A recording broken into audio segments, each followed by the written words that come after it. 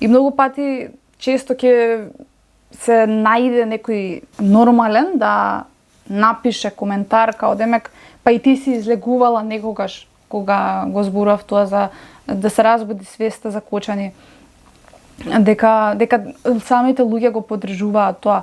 И изговорот е као демек па ти не си излегувала на времето, немаше ли и ти да излегуваш. Луѓе мора да разберете дека времето во 2010 и 2025 е сосема различно време. Втора работа,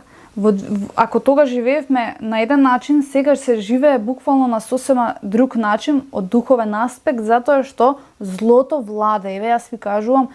од мојот пример видете. Од мојот пример видете од најблиското семејство, дека тоа напаѓа на начини буквално каде што може. Ако човекот му е наклонет на злото, тој преку човекот ќе успее и успева затоа што луѓето не се свесни дека ги води злото,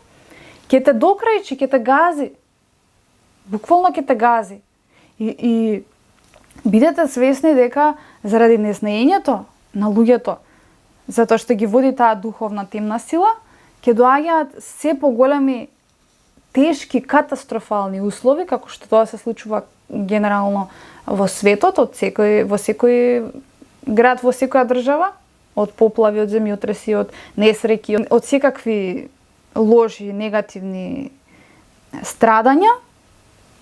примери кои што на некој начин ги присилуваат луѓето на милом или силом да видиш дека некаде грешиш, дека животот ти е залуден и џабе,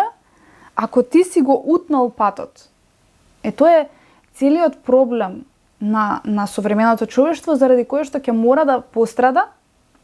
за еден ден, да се надеваме дека ќе се врати на вистинскиот пат, иако многу тешко, затоа што кога целосно ќе те преземе злото, и ако ти воопшто не си свесен дека екзистира злото,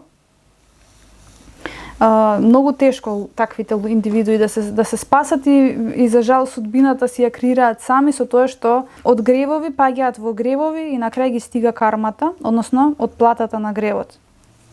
Еве тука има еден многу убав дел во Библијата, баш каде што зборува за овие црни сили, вели она што го принесуваат незнабожците како жртва го принесуваат на демони, а не на Бога. Не можете да пиете од Господовата чаша и од чашата на демоните. Не можете да учествувате во Господовата трпеза и од трпезата на демоните. Значи Библијата јасно ги споменува, Библијата целосно ги споменува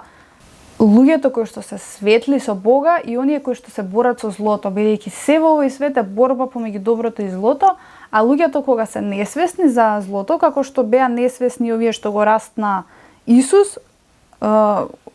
кога велеа дека Исус е грешен и дека хули пред Бога и така натаму, значи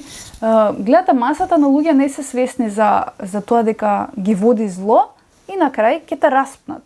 На крај ќе доведуваат вредности кои што им и самите себе си ќе се воведат во грев и другите луѓе ќе ги соблазнуваат и човештвото, колективот ќе оди кон се поголема бездна